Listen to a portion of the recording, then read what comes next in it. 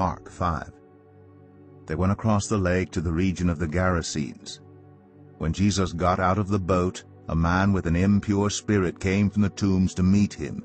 This man lived in the tombs, and no one could bind him any more, not even with a chain, for he had often been chained hand and foot.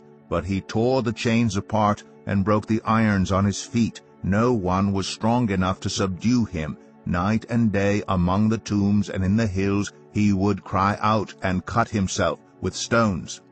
When he saw Jesus from a distance, he ran and fell on his knees in front of him. He shouted at the top of his voice, "What do you want with me, Jesus, Son of the Most High God? In God's name, don't torture me." But Jesus had said to him, "Come out of this man, you impure spirit." Then Jesus asked him, "What is your name?" "My name is Legion," he replied, "for we are many." And he begged Jesus again and again not to send them out of the area. A large herd of pigs was feeding on the nearby hillside. The demons begged Jesus, "Send us among the pigs, allow us to go into them." He gave them permission, and the impure spirits came out and went into the pigs. The herd, about 2,000 in number, rushed down the steep bank into the lake and were drowned.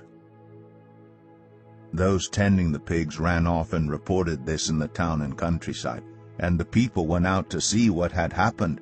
When they came to Jesus, they saw the man who had been possessed by the legion of demons sitting there, dressed and in his right mind, and they were afraid. Those who had seen it told the people what had happened to the demon-possessed man, and told about the pigs as well. Then the people began to plead with Jesus to leave their region. As Jesus was getting into the boat, the man who had been demon-possessed begged to go with him. Jesus did not let him, but said, "Go home to your own people and tell them how much the Lord has done for you and how he has had mercy on you."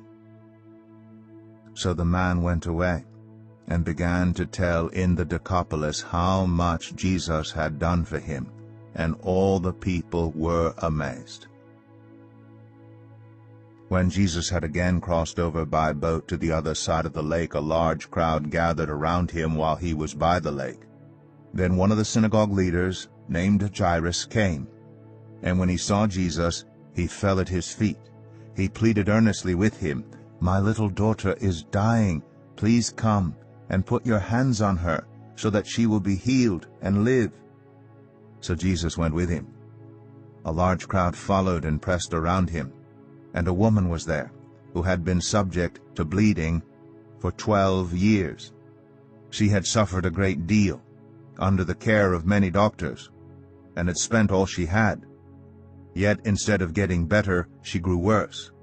When she heard about Jesus, she came up behind him in the crowd and touched his cloak, because she thought, "If I just touch his clothes, I will be healed."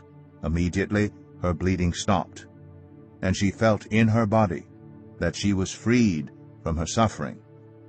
At once Jesus realized that power had gone out from him. He turned around in the crowd and asked, "Who touched my clothes?" "You see the people crowding against you?" His disciples answered. "And yet you can ask, 'Who touched me?'" But Jesus kept looking around to see who had done it. Then the woman, knowing what had happened to her, came and fell at his feet, and trembling with fear, told him the whole truth. He said to her, "Daughter, your faith has healed you. Go in peace and be freed from your suffering." While Jesus was still speaking, some people came from the house of Jairus, the synagogue leader. "Your daughter is dead," they said. "Why bother the teacher anymore?" Overhearing what they said, Jesus told him, "Don't be afraid, just believe." He did not let anyone follow him except Peter, James, and John, the brother of James. When they came to the home of the synagogue leader, Jesus saw a commotion with people crying and wailing loudly. He went in and said to them, "Why all this commotion and wailing? The child is not dead, but asleep." But they laughed at him.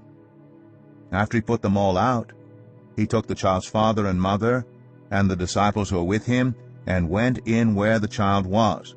He took her by the hand and said to her, "Talitha cum," which means, "Little girl, I say to you, "Get up." Immediately the girl stood up and began to walk around. She was 12 years old. At this they were completely astonished.